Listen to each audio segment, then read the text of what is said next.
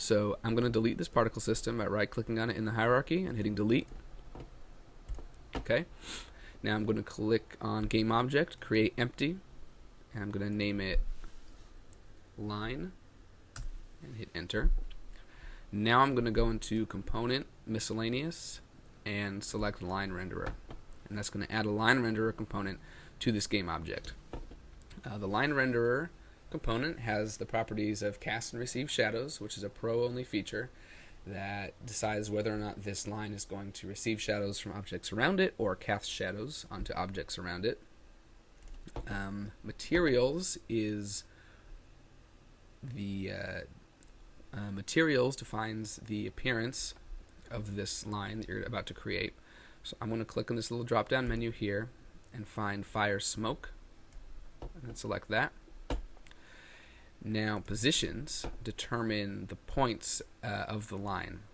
So right now the size is 2 and it has 2 points, a beginning and an end. So if you go to your scene view, and you can set the global X, Y, and Z coordinates of each of these points. So I'm going to have it right now, this sphere back here has a position of 97, 26, 168.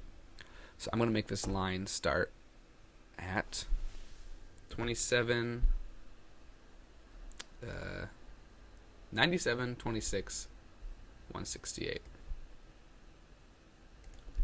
97, 26, 168, and hit enter. So the first line is right here.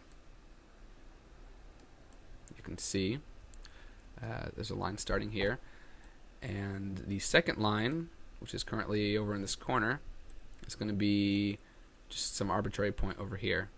So it's going to be 97, 15, 180.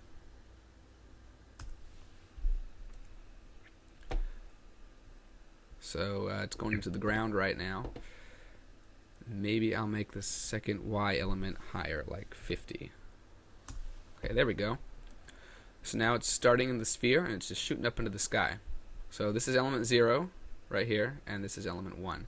If you want to add another point to the line, you can change the size of this from 2 to 3.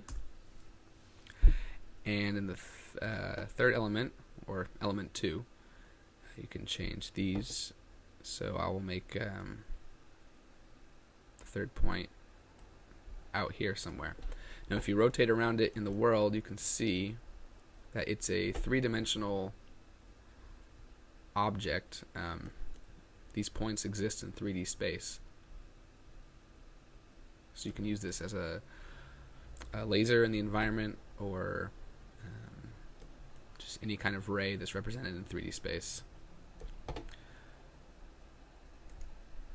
Parameters here, you can set the start width of the line, which is element 0.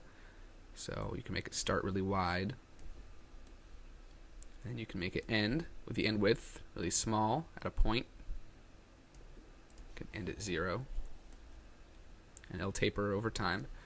Or you can make it end even bigger, start even smaller. You can also change the beginning and start color.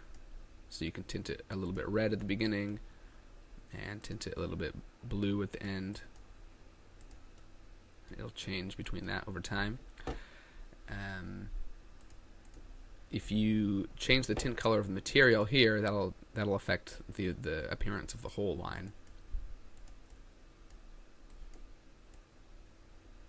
Like so. I'm going to leave it at white though. Use world space means that these positions right here are world coordinates and are not the position of the line game object has no relevance with these. So no matter where this game object is in the scene, I can use the transform tool, move it up and down and left and right, and the lines are still at the same position. But if I uncheck it, then these coordinates are relative to the game object. So they're way off in the distance, and if I move this up and down and left and right, the lines move with it. So I'm going to leave that checked.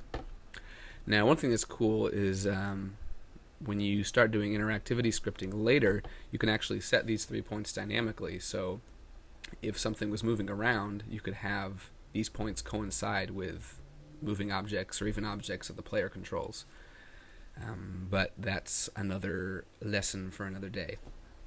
Next, we're going to talk about trail renderers.